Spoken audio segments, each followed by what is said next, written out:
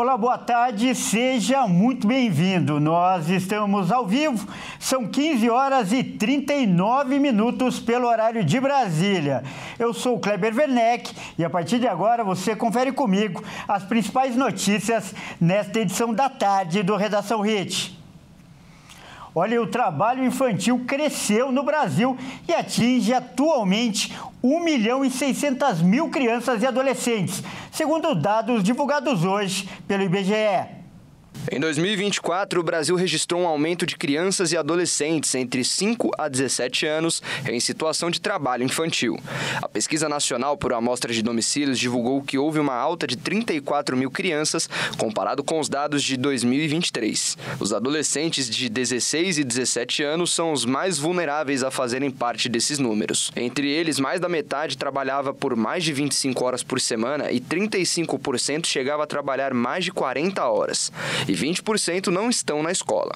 O perfil dos que sofrem são a maioria meninos negros ou pardos, e as regiões do Sul e Nordeste foram as que tiveram uma maior alta nos números comparado com os do ano de 2023, enquanto no Norte os números diminuíram. O ano de 2024 foi o que registrou o menor número de crianças e adolescentes inseridos na lista de piores formas de trabalho infantil desde 2016, sendo 560 mil, um número histórico. Para a pesquisa, todo o trabalho informal nessa faixa etária é considerado trabalho infantil, independentemente da ocupação ou da carga horária.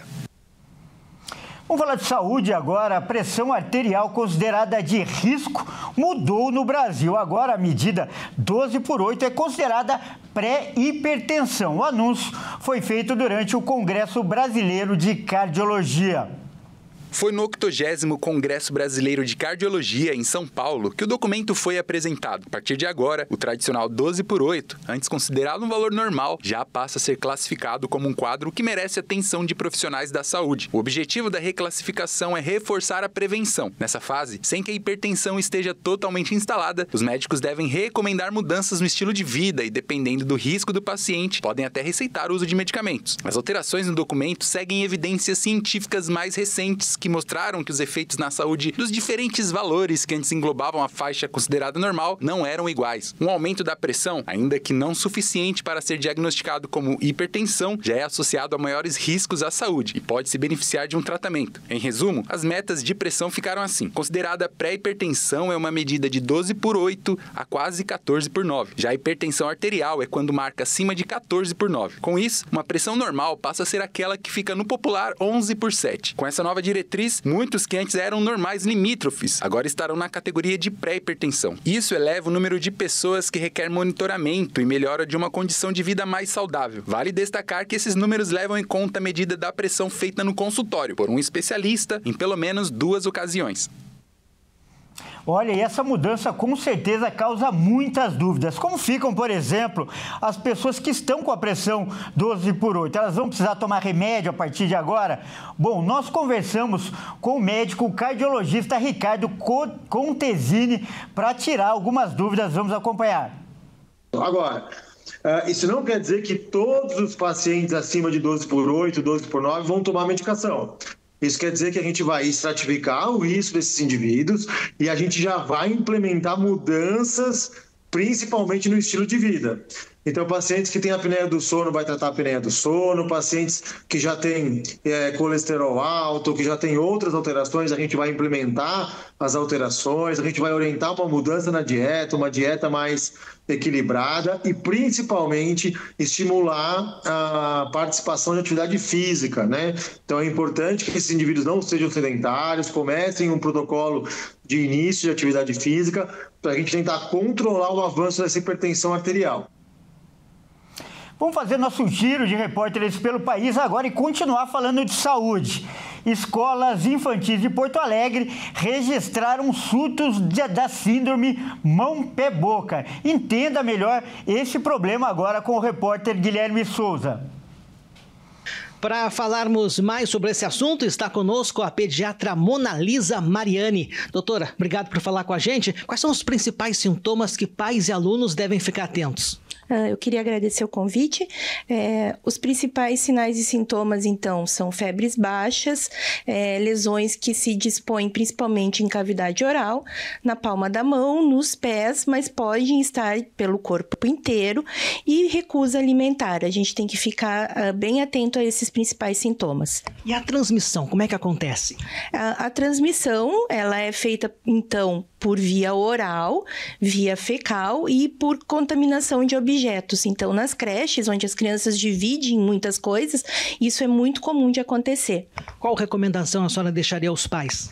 Os pais têm que ficar atentos principalmente à aceitação alimentar, então cuidar bastante líquidos, ofertar bastante líquido aos filhos, o estado geral, procurar o pediatra se o filho está muito prostrado e ficar atento aos principais sintomas, que são o aparecimento dessas lesões nas mãos e nos pés. E diante desse surto que está acontecendo, qual o papel das creches? As creches têm que manter um ambiente bem arejado, limpar constantemente os brinquedos, então, que as crianças compartilham. E assim que tiver criança com um sintoma, alertar todos os pais, né, nos grupos de WhatsApp, informar a direção e avisar também a vigilância sanitária, né, porque existem surtos que estão acontecendo e as creches precisam, às vezes, ser fechadas invariavelmente por causa disso. Existem riscos de complicações ou a doença costuma ser leve? Ela costuma ser leve, sim. Os pais não precisam ficar assustados em relação a isso, mas pode acontecer em diminutos casos complicações, né? É um vírus e a principal complicação é que a gente pode ter meningites no desenvolver desses sintomas. Ok, obrigado, doutora. Em 2024, Porto Alegre já tinha registrado 20 surtos da doença. Agora, em pouco mais de um mês, quase o mesmo número. A recomendação é redobrar os cuidados com higiene e, aos primeiros sinais, procurar atendimento médico. Tá certo, então, um alerta importante que o Guilherme trouxe aí pra gente. E olha só, a ex-deputada federal Flor de Lis sofreu um princípio de AVC na cadeia onde está presa em Bangu, no Rio de Janeiro. Quem traz as informações agora é o Anderson Nascimento.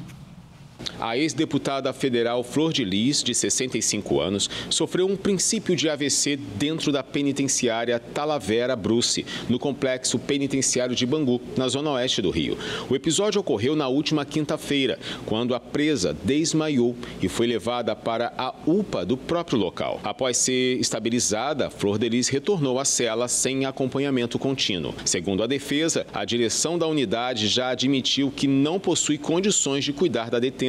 A advogada da ex-deputada Janira Rocha afirma que vai ingressar com um pedido na vara de execuções penais para que Flor de Lis seja internada em um hospital particular urgentemente. Os sintomas que ela tem sentido, relatado por familiares e advogados, incluem desmaios, convulsões, vômitos, fala enrolada e língua travada, sinais que podem indicar comprometimento neurológico. Segundo a defesa, Flor de Lis depende diariamente de uma combinação pesada de medicamentos e eles afirmam que não é a primeira vez que há um alerta para a saúde dela. A Secretaria Estadual de Administração Penitenciária informou que não procede a informação sobre a saúde da ex-deputada. Segundo a nota, ela foi atendida no Hospital Penitenciário Hamilton Agostinho, medicada e passa bem.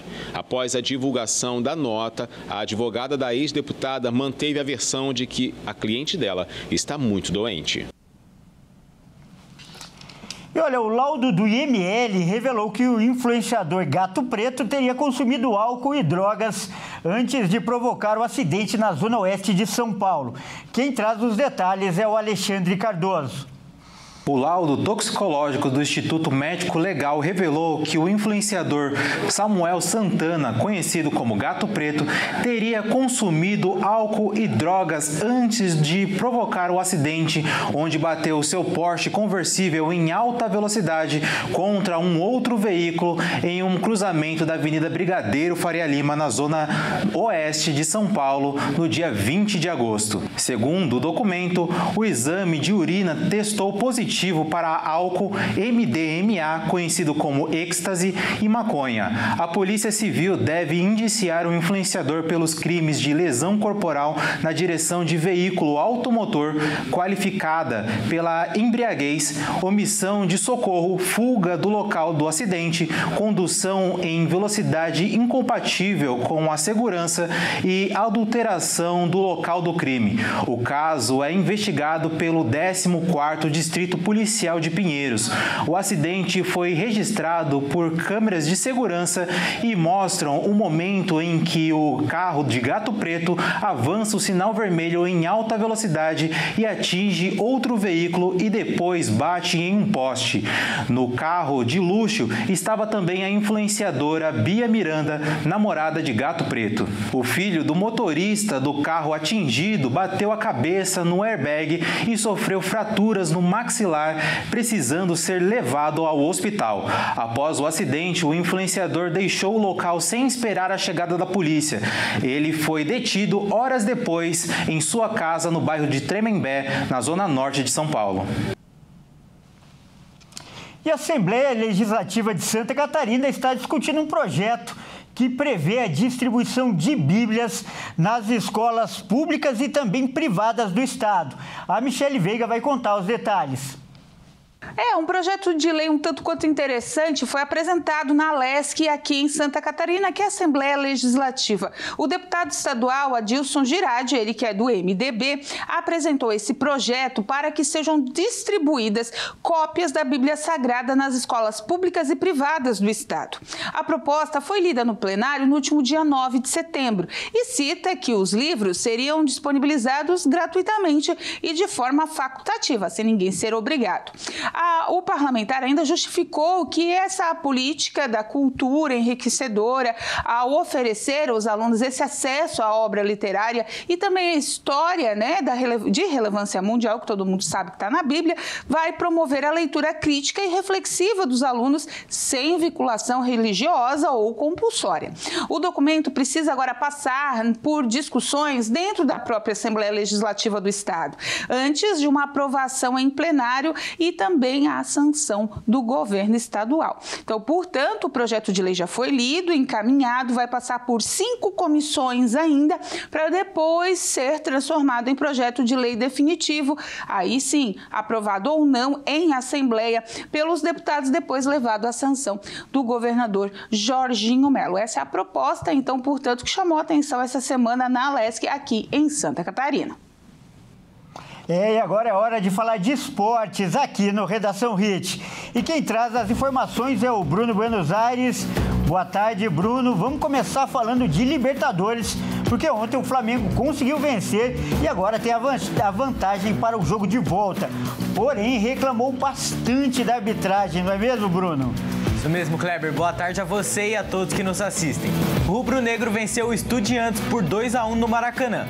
Mas o que roubou a atenção foi a atuação do árbitro Andrés Rojas na partida. A Conmebol admitiu que ele errou e que tomará medidas sobre isso. O Flamengo venceu o Estudiantes por 2-1 nas quartas de final da Libertadores. Porém, a atuação polêmica da arbitragem deu o que falar. Cartões amarelos inusitados, possível pênalti não marcado a favor do Flamengo e, principalmente, a expulsão do atacante Gonzalo Plata. A Conmebol divulgou o vídeo da cabine do VAR e admite o erro cometido pelo árbitro. Porém, a entidade explica que o VAR não poderia entrar em ação nesse caso. Isso porque a tecnologia só pode ser utilizada em casos de gols, pênaltis, cartão vermelho direto e confusão de identidade. Como Gonzalo Plata recebeu cartão vermelho na sequência de um segundo amarelo, o VAR não pôde interferir. O treinador rubro-negro Felipe Luiz ficou furioso ao fim da partida e disse que espera não ver mais o árbitro Andrés Rojas em jogos da Libertadores. O diretor de futebol do clube, José Boto, também se pronunciou e considerou o trabalho da arbitragem escandaloso. Boto também prometeu que o clube tomará as medidas cabíveis para reverter a expulsão de Plata e assim ele possa jogar na partida de volta na Argentina. E para que isso aconteça, o Flamengo vê uma brecha para resolver esse problema. Em 2018, na Libertadores daquele ano, a entidade anulou uma expulsão do ex-zagueiro Dedé em uma decisão contestável do juiz. Na época, Dedé jogava pelo Cruzeiro, que enfrentava o Boca Juniors. Na ocasião, o zagueiro levou o cartão vermelho direto aos 31 minutos do segundo tempo, após um choque involuntário de cabeça com o goleiro Andrada. O árbitro viu sangue na boca dele e foi rever o lance no VAR, e então decidiu expulsar o zagueiro cruzeirense. E olha só, a gente tinha dito que a Conmebol tinha reconhecido o erro do árbitro na partida. E agora há pouco, a Confederação informou ao Flamengo que retirou o cartão do Gonzalo Plata. O atacante estará à disposição de Felipe Luiz para o jogo da volta, que acontece na próxima quinta-feira em Plata, na Argentina. Bom, e falando agora de outro brasileiro que entrou em campo ontem também, o São Paulo, que foi derrotado na altitude para a LDU e agora terá que quebrar um tabu de 32 anos na Libertadores para se classificar. Jogando na altitude em Quito, o São Paulo foi derrotado por 2-0 para a LDU pelo jogo de ida das quartas de final da Libertadores.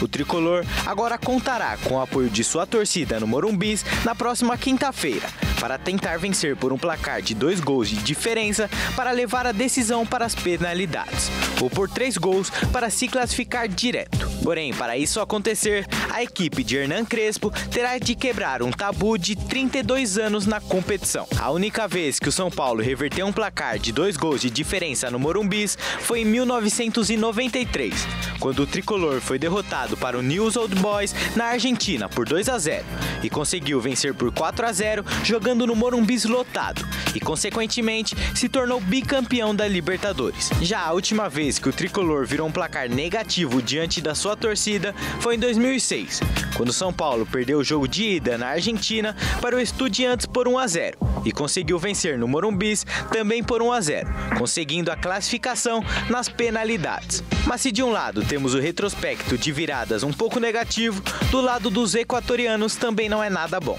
No mata-mata da Libertadores, a LDU já enfrentou 6 vezes equipes brasileiras e se classificou apenas 2, sendo campeão contra o Fluminense em 2008 e eliminando o Botafogo este ano nas oitavas de final. Deixando a Libertadores de lado agora para falar sobre a rodada do Campeonato Brasileiro, porque teremos clássicos neste fim de semana. Vamos dar uma olhada na tabela. A rodada começa no sábado à tarde às 16 horas, com o Vitória recebendo o Fluminense no Barradão em Salvador. Mais tarde, às 18h30, o Botafogo encara o Atlético Mineiro no estádio Newton Santos, no Rio de Janeiro. No mesmo horário, o Ceará encara o Bahia, na Arena Castelão, em Fortaleza. E fechando os confrontos de sábado, às 21 horas, o Palmeiras recebe o Fortaleza no Allianz Parque, em São Paulo. No domingo, às 16 horas, a sensação do campeonato, Mirassol, recebe o Juventude no estádio Campos Maia, no interior paulista. Mais tarde, às 17h30, um grande clássico carioca. Flamengo e Vasco medem forças no estádio do Maracanã, no Rio de Janeiro.